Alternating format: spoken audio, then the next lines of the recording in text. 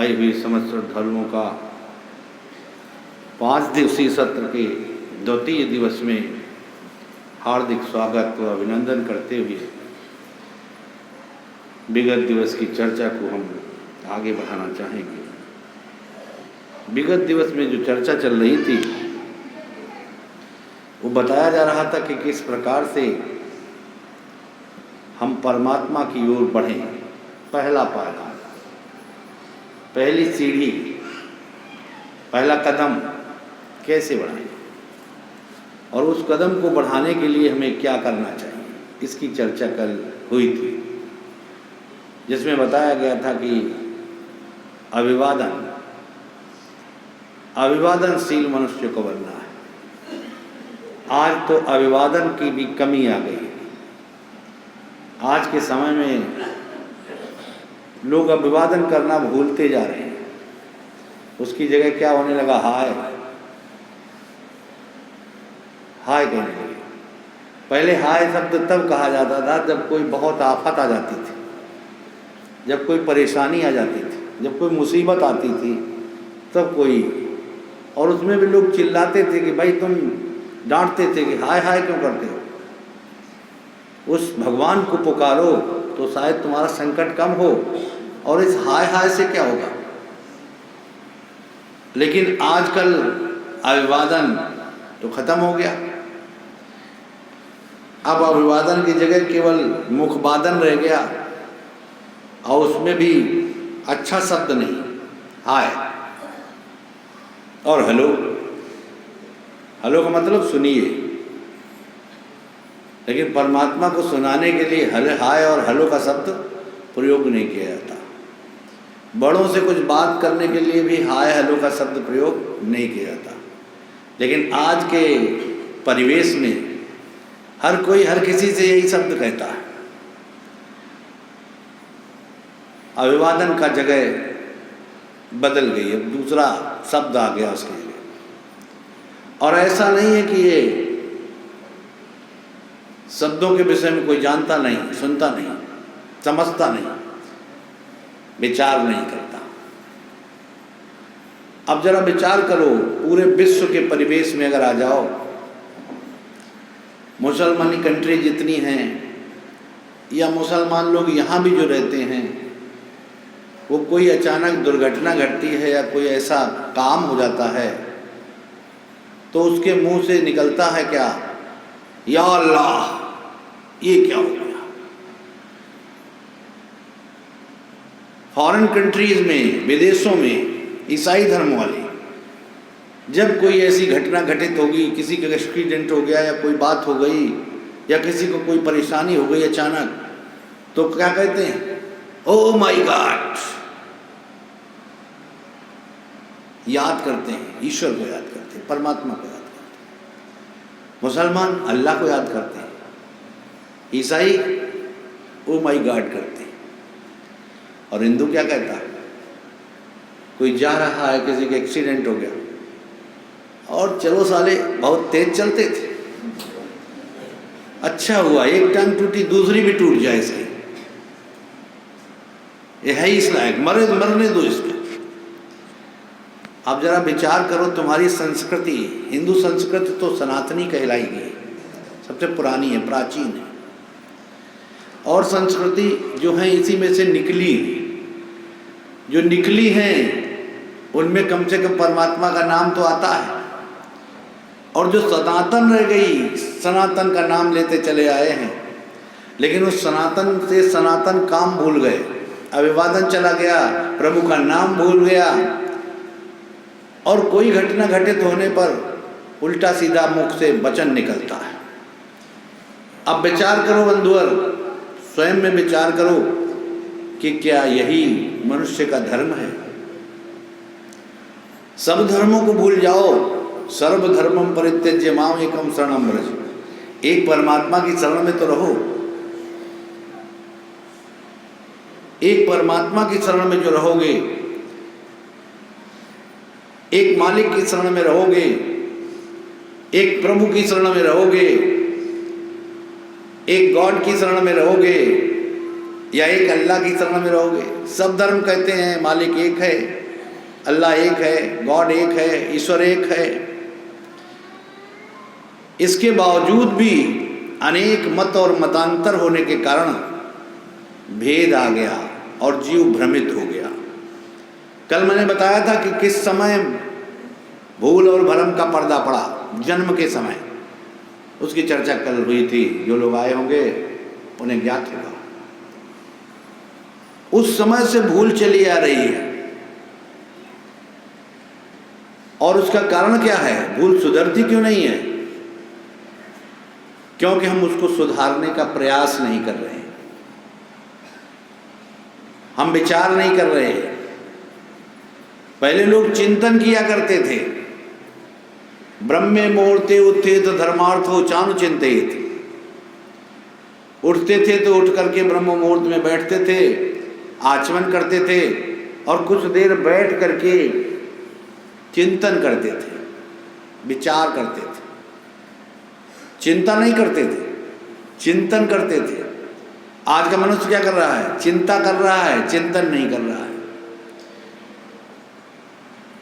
वो कभी भी विषम परिस्थितियों में भी अपनी चिंताओं को, अपनी गड़बड़ियों को, अपनी परेशानियों को प्रभु को नहीं सौंपता।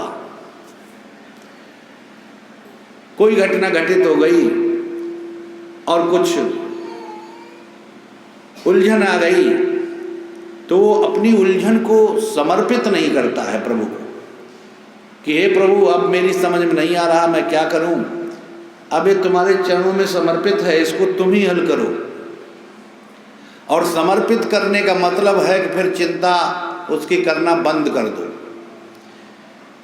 कोई परेशानी है, कोई मुसीबत है, कोई संकट है, तो अपनी परेशानी को जब प्रभु के चरणों में समर्पित करते हो, उसके बाद तुम्हें उसकी चिंता करनी बंद कर देनी होगी। तब परमात्मा उस चिंता को करेगा। और यदि तब भी चिंता करते रहोगे और मुख से कह दिया तो वो काम हल नहीं होगा। यूं तो बहुत सारे लोग कह देते हैं, किंतु अपनी चिंता समर्पित करते नहीं, एक्चुअल में करते ही नहीं। और जो समर्पित करते हैं उनकी बातों में और तुम्हारी बातों में बहुत बड़ा अंतर आएगा। और करते क्यों नहीं हो? कहीं न कहीं ज्ञान की कमी है, विवेक की कमी है। और वो कमी में क्या कहलाती है? विधि और निषेध युक्त करनी नहीं जानते हो। कर्म पर तुम्हारा अधिकार है और तुम फल पर अधिकार करके कर्म करना चाहते हो। कर्म पर तुम्हारा अधिकार है, तुम किसी को पानी पिला सकते हो और उस पानी पिलाने का फल क्या है ये तुम्हारे अधिकार में नहीं है। वो किसको पिलाते हो? एक ही गिलास पानी, एक उदाहरण देते हैं, एक ही गिलास पानी कोई प्यासे को पिला रहा है, कोई पशु को पिला रहा है, कोई चिड़ियों को पिला रहा है और कोई साध को पिला रहा है, कोई भक्त को पिला रहा है और कोई संतों को पिला रहा है। गिलास एक है पानी का और सब में पानी है और सबको पिलाने का फल अलग अलग है। सबसे बड़ी अज्ञानता। लोग कहते हैं दान कर दिया हमने, हमें क्या मतलब, वो कुछ भी करे जाकर। तुम्हारे दान के धन से कोई गलत काम करता है तो उसमें तुम भी पाप के भागीदार हो। और लोगों की समझ ये है कि भाई हमें क्या मतलब, हमने तो दान कर दिया, वो जाने उसका काम जाने। ऐसा नहीं है। तुम मनुष्य हो, तुम्हारे अंदर विवेक होना चाहिए और ये विचार होना चाहिए कि जैसे हमने किसी एक गिलास पानी का उदाहरण दिया है, ये जिसको दोगे उसके बदले में फल क्या मिलेगा, किस वृक्ष में डाला है। आप विचार करो, अलग अलग प्रकार के वृक्ष हैं, उन अलग अलग प्रकार के वृक्षों में तुम अगर एक गिलास पानी डाल दो, इसी प्रकार से अलग अलग मनुष्य हैं, अलग अलग प्रकार के वृक्षों में पानी डाला, एक गिलास बबूल में डाल दिया, एक गिलास आम में डाल दिया, एक गिलास तुलसी के पौधे में डाल दिया, एक गिलास पीपल में डाल दिया और एक गिलास करील में डाल दिया। अब पानी डालते रहो, पानी डालते रहो, सेवा करते रहो और करते करते एक दिन तुम्हें उसके फल मिलेंगे। पानी आपने डाला, पानी उसने भी डाला, पानी तुम भी डाल रहे हो, पानी वो भी डाल रहा है, तुम बबूल में डाल रहे हो, वो आम में डाल रहा है। दोनों के फल में क्या अंतर होगा? कोई जानता है? सभी जानते हैं, केवल मूर्ख ही नहीं जानता होगा कि बबूल में कांटे लगे हैं, उसकी फलियां गिरेंगी मिलेंगी, और आम में आम का फल मिलेगा। दान दोनों ने एक जैसा किया है, पानी दोनों ने डाला, सेवा दोनों ने की, लेकिन फल में अंतर क्यों हो गया? किस प्रकार की सेवा किस प्रकार के व्यक्ति के लिए कर रहे हो, विचार करो। अब परमात्मा तुम्हारे सामने आ गया और उसकी सेवा तुमने कर, एक गिलास पानी दे दिया, तो कहो वो तुम्हें एक गिलास पानी के बदले तुमको सुगति दे दे, सुंदर गति हो जाए तुम्हारी, कहो तुम्हारी कोई इच्छा पूरी कर दे, पता नहीं वो क्या दे दे, जिसकी जैसी क्षमता वैसा वो देता है। आम ने आम दिया, तुलसी ने तुलसी का पत्र दिया, पीपल ने पीपल के पत्ते और उसके फल दिए, आम ने आम के फल दिए और बबूल ने बबूल के फल दे दिए। पानी एक ही गिलास है। ऐसे ही लोग इस संसार में विभिन्न प्रकार की पूजाएं करते हैं, लेकिन वो उसकी प्रामाणिकता जाने बिना करते हैं। उसके फल उससे नहीं देखते हैं, बल्कि अपने विचारों से देखते हैं कि हम ऐसा कर रहे हैं तो इससे हमें ऐसा फल मिलना चाहिए। आज का पूजा करने वाला व्यक्ति सेवक नहीं रहा। हमारे धर्म ग्रंथों में पूजा करने वाले व्यक्ति का नाम सेवक लिखा है, सेवक। रामचरितमानस उठा के देखिए, उसके गूढ़ तत्वों पर ही चर्चा चल रही है 5 दिवसीय। काकुशल जी बता रहे हैं, हमारे गुरुदेव थे, वो मंदिर में सेवा करते थे। एक बार हर मंदिर जपत रहे हो शिव नाम।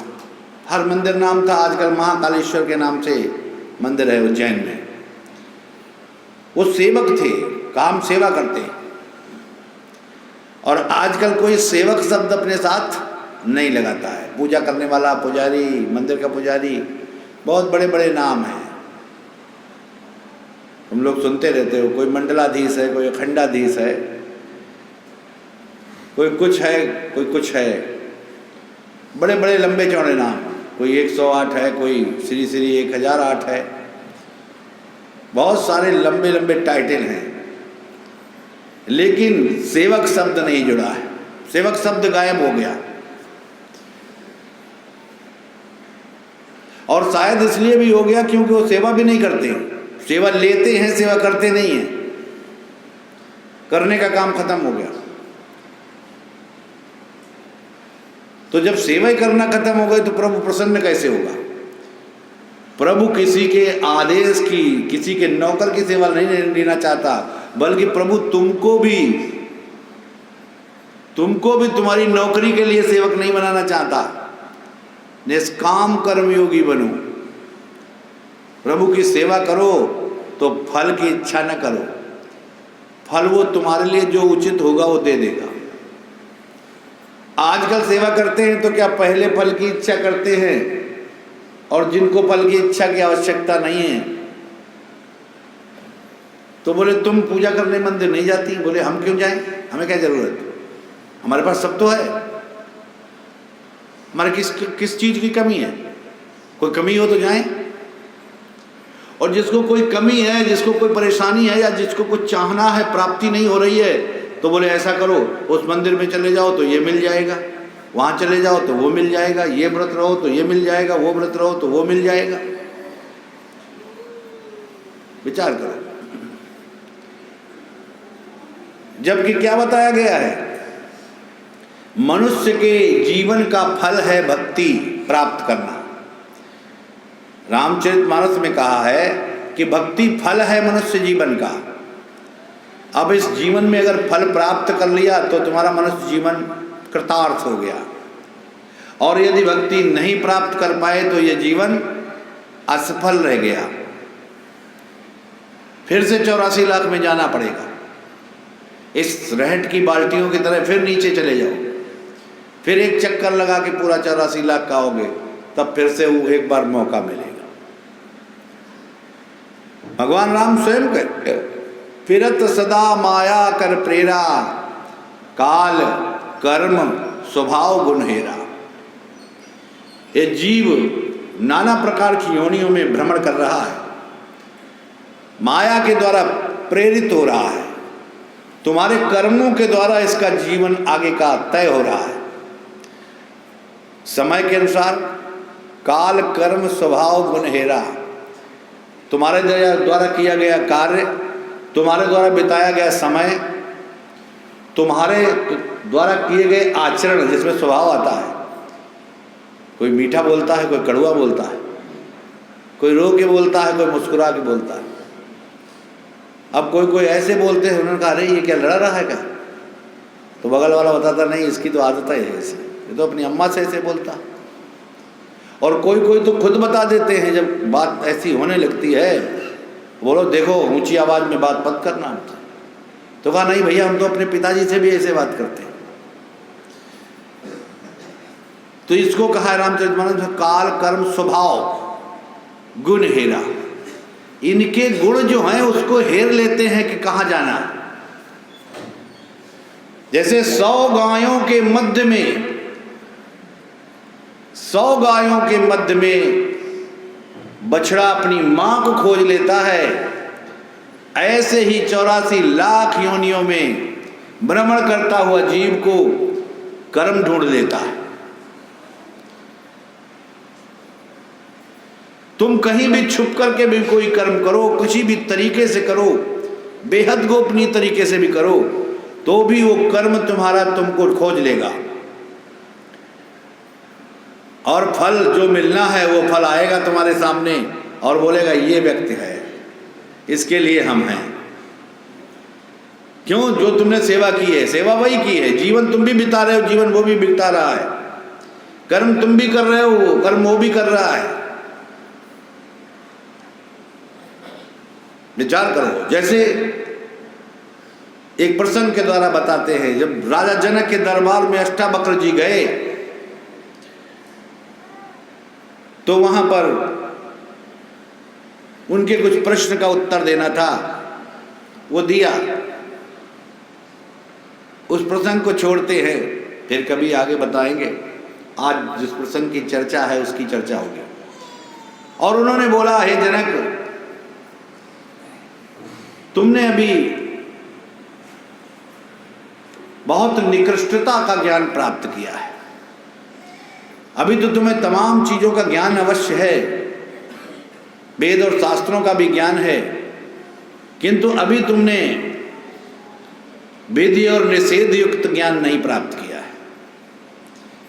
कल मैंने कहा था कि विधि निषेध क्या होता है, इसकी कल चर्चा होगी। आज यानी आज विधि निषेध युक्त कार्य, जो भी तुम कार्य करते हो मनुष्य जीवन में हो तो क्या करो क्या न करो, पहला काम। क्या देखो क्या न देखो, क्या खाओ क्या न खाओ, क्या कैसे रहो कैसे न रहो, कहाँ जाओ कहाँ न जाओ, इन आँखों से क्या देखो और क्या न देखो, क्या सुनो क्या न सुनो, क्या बोलो क्या न बोलो, क्या सूंघो क्या न सूंघो, किसे स्पर्श करो किसे ना स्पर्श करो। इसका नाम है विधि और निषेध, जिसकी चर्चा रामचरितमानस में आरंभ में ही की गई है। शंकर जी पार्वती जी को बता रहे हैं, महाज्ञानी शंकर जी और महादेवी पार्वती जी, जिनका स्थान प्रथम स्थान पर, मेरिट लिस्ट में उनका पहला नंबर है। जैसे मेरिट लिस्ट बनती है परीक्षाओं की, उसको तो जानते ही हो तुम लोग, जो यूपी टॉप करता है, ऐसे उन्होंने स्वर्गलोक को भी टॉप किया है। मृत्युलोक स्वर्गलोक सबको टाप करके, और तब उनका नाम महादेव हो गया। सब देव हैं, वो महादेव हो गए। किस लिए? ज्ञान का मूल बता दिया गया। रामायण में शुरू में ही क्या बता दिया गया? भवानी शंकरो वंदे श्रद्धा विश्वास रूपिणो याभ्याम विना न पश्यन्ति सिद्धा स्वान्तस्थमीश्वरम। उस भवानी शंकर को स्मरण किया गया है, बताया गया है। वो कौन से भवानी शंकर हैं? जो श्रद्धा के रूप में पार्वती जी और विश्वास के रूप में शंकर जी। जब तुम्हारे अंदर सच्ची श्रद्धा आ जाएगी तो पार्वती जी की प्राप्ति हो जाएगी, और जब सच्चा विश्वास हो जाएगा परमात्मा के प्रति तो शंकर जी की प्राप्ति हो जाएगी। और ये दोनों प्राप्ति जब हो जाएंगी तो उसका परिणाम क्या होगा, फल क्या होगा? कि कोई भी व्यक्ति कोई भी साधना करके किसी चीज को सिद्ध करने के बाद सबसे बड़ी सिद्धि क्या है? अपने अंदर परमात्मा का खोज कर लेना, दर्शन कर लेना। अपने ही अंदर मौजूद अपने ही परमात्मा को खोजने के लिए ये श्रद्धा और विश्वास की आवश्यकता है, परम आवश्यकता। इसी को शंकर और पार्वती जी कहा गया है, श्रद्धा विश्वास रूपिणम। अब तुम स्वयं विचार करो कि तुम्हारे अंदर कैसी श्रद्धा है, तुम्हारे अंदर कैसा विश्वास है। जब कभी चलते हो प्रभु की चर्चा के लिए, प्रभु का ज्ञान प्राप्त करने के लिए, परमार्थ की मंजिल के लिए, और जाकर के कभी ज्ञान प्राप्त करके फिर परमात्मा की ओर चलने के लिए, तो कोई कह देता है भाई तुम जाओ, हमें तो बहुत काम है। उसकी इतनी श्रद्धा है, भाई तुम जाओ, हमें तो बहुत काम है।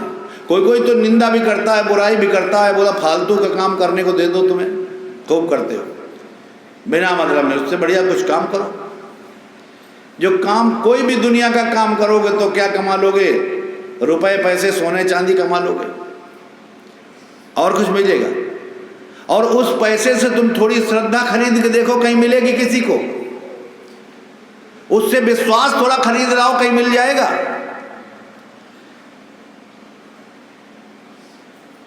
चिंतन नहीं करते हो। चिंतन की बात बता रहे हैं, विधि निषेध की बात बता रहे हैं। ब्रह्मे मुहूर्ते उत्थेत धर्मार्थो चान चिंतित, वेदों में लिखा हमारे, पहला काम तुम्हारा है और तुम करते ही नहीं हो। चिंतन करना है कि जिस चीज को कमा कमा करके हम मरे जा रहे हैं, अपना जीवन खपाए जा रहे हैं, खत्म किए जा रहे हैं, उसकी सारी दौलत लगा करके तुम थोड़ी सी श्रद्धा खरीद के दिखाओ, थोड़ा सा विश्वास खरीद के दिखाओ। जिस पे तुम्हें विश्वास नहीं होता है उस पे हो जाए। और यूं तो परमात्मा पे ही विश्वास कहाँ है। और इसीलिए तो बहुत सारे कार्य होते हैं उनमें तुम अपना अविश्वास प्रकट कर देते। कैसे? बोले जाना है यार, पता नहीं है, घर में कोई नहीं है, ताला कोई तोड़ दे। अब तुम्हें परमात्मा पे इतना भी भरोसा नहीं है कि हम परमात्मा का सत्संग सुनेंगे और परमात्मा हमारे ताला तोड़वा देगा। ये तुम्हारी श्रद्धा है और इतना सा विश्वास है। इसकी नाप क्या है तुम खुद ही बता सकते हो। लेकिन है नहीं, कुछ नहीं है नहीं ये कुछ। विचार करो। और जो होता है उसका उदाहरण वर्तमान का भी और पीछे का भी बताएंगे। जो होता है